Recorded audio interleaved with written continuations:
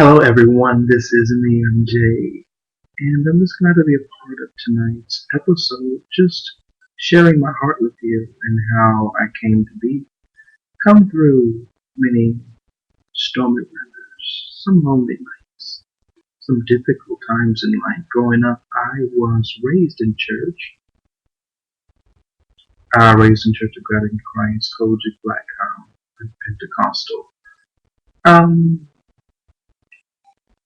that was difficult because I began to find myself at a young age of 9, 10, 11, finding myself to be, attracted to the same sex. So it's difficult growing up in church and having these feelings that contradict what you're hearing. Even as a young child, you hear things, but you don't understand. You don't quite process it fully because you're so young. And so it was difficult for me to understand what was going on, but I knew I had these feelings that I was told were not right, but they felt right to me. Especially when it starts to come 12, 13, your comprehension is a lot stronger than it is at the younger ages. When you start getting to your teenage years, you start to understand a little bit more clearly what it is that you feel.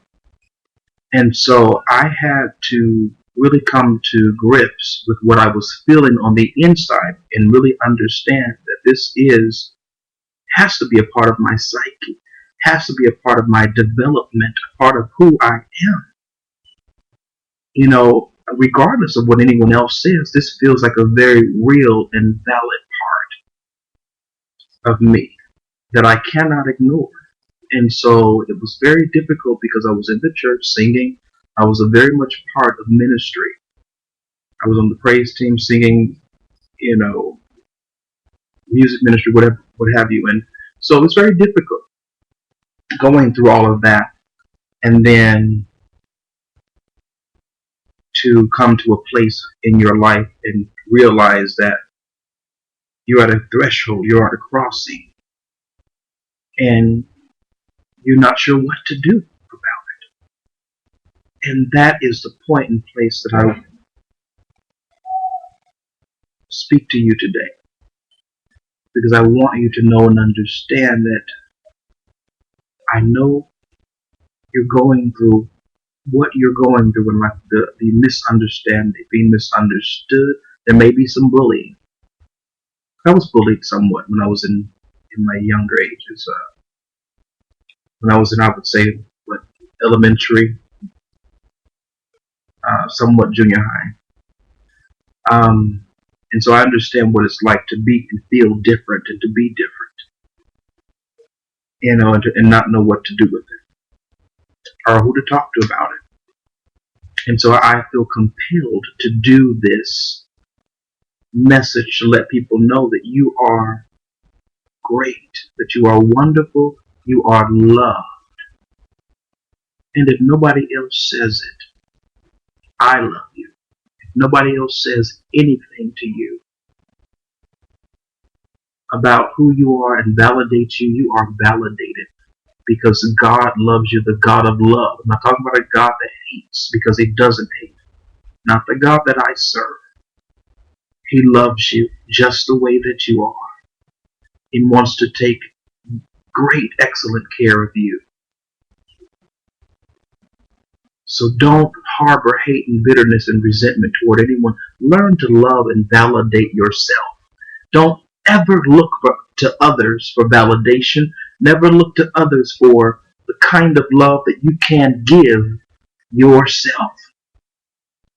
You can give yourself the love that you seek by telling yourself, number one, step one, I am loved. I had to tell myself at a young age, at 16, 17, when I started really battling, when I started really going through the struggle, because I was getting embedded in ministry. I was getting caught up in ministry. I went to ministry school, theology. And so, there was always a constant war there at 16, 17, 18, throughout my teenage years, until I realized that, you know what? Right now, I'm looking myself in the mirror and I'm telling myself, the struggle is over. You don't need this. You don't have to go through this. You don't have to struggle like this. The struggle is over. And I had to tell myself that to find the freedom and the peace that I needed. Because otherwise, I would have been on the outs. I would have been 6 feet under. I would have been dead and gone because I was ready to annihilate myself. I was ready to eliminate myself from any equation that there was. I was ready to go. But as soon as I said, you know what, I'm going to make peace with myself and learn to accept the things that I cannot change. You didn't choose to be who you are. You didn't choose. And don't let anybody fool you in thinking that you did. You didn't choose to be gay. You are gay. I didn't choose to be gay. Maybe somebody does, but I didn't choose to be gay. But I had to acknowledge the fact that I was. I had to not only acknowledge, but I had to take it a step further to accept the fact that I was. And embrace it. Embrace everything about me. Everything about me that I knew that I could not change, I had to learn to accept and embrace and love me until nothing else mattered. Nothing else and no one else's opinions mattered any longer. Because I knew right then and there that I was loved.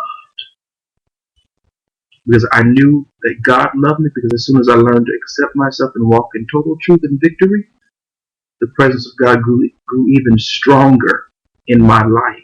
His presence, I felt so surreal in my life because I knew that I was no longer walking in a lie. I was no longer trying to hide anything, but I was walking in truth, in what was my truth. And I felt a sense of freedom and peace, such a surrealness, a surreal peace that had come over me at that moment in time in the last of my teenage years, 1920. And so it was a blessing, and it can be a blessing even for you today if you would just allow love. Open up your heart and allow love to take over. Allow love to take over. Love yourself. Embrace yourself. Give yourself all the love that you desire in the world. And look to God for all your answers, because He will help guide you. Not man. Not man. They will fail you.